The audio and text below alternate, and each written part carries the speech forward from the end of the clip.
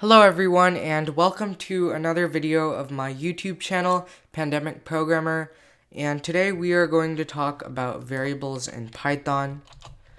Just a reminder, this is the number 2 video of my course, so don't watch this one first. I suggest you go to my other video on primitive types, watch that one first, and then continue on to this one. So if you don't already know what a variable is, it's just a container for storing data. We talked about data types in the last video, so you can assign those data types to different variables. Now, there are some regulations which Python has for naming variables.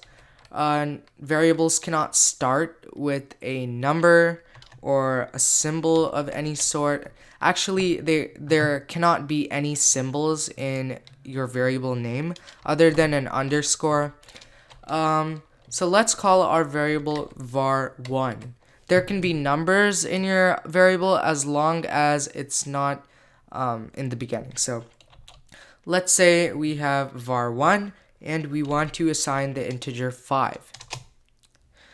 And by using this equals operator, we talked a little bit about operators in the last lesson. So by using this operator, we have assigned the integer 5 to this variable var1, right?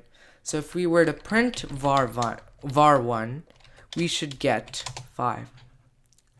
Remember that a variable is just a container. It's not a data type of any sort. So whatever data type we assign to it, it has all the attributes of that data type. So now that var1 is equal to 5, we can perform some arithmetic operations on it.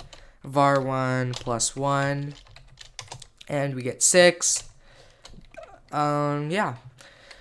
Also, try to remember that variables are interchangeable, meaning that they can be reassigned more than once. So let's say var1 is equal to 5 here, right? So let's say we change that to apple.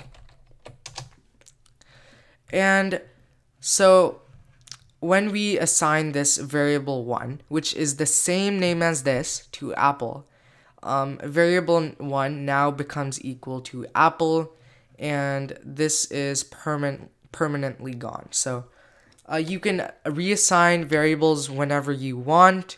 There's no sort of rule for that.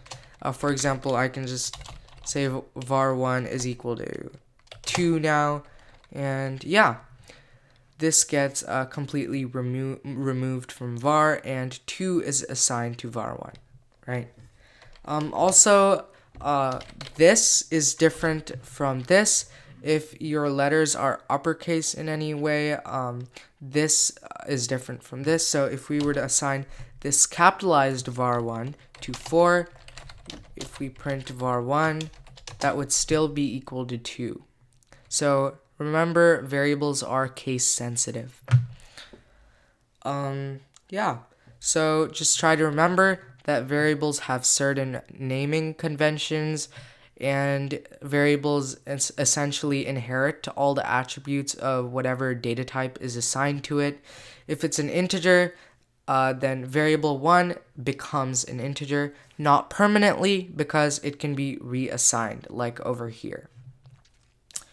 And so yeah, these are the basics of variables.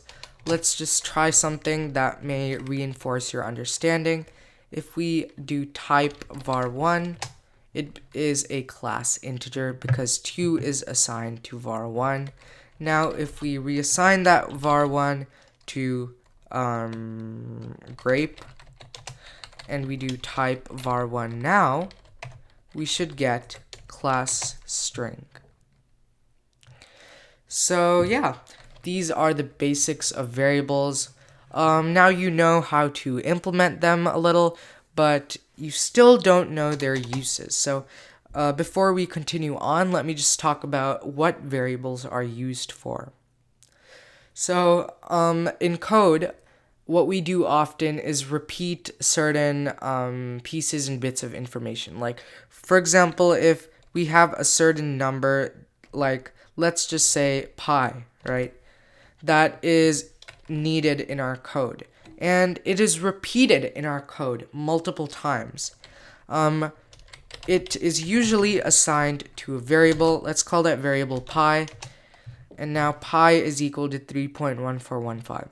So programmers don't really like to repeat themselves in code.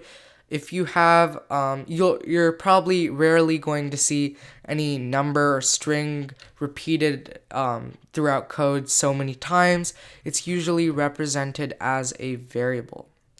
And what makes this easy is that you can change this variable anytime. For example, if you did not want pi to be equal to 3.1415 anymore, you can change that to, let's say, a string pi, right? And now pi is equal to pi, the string, in just an instant.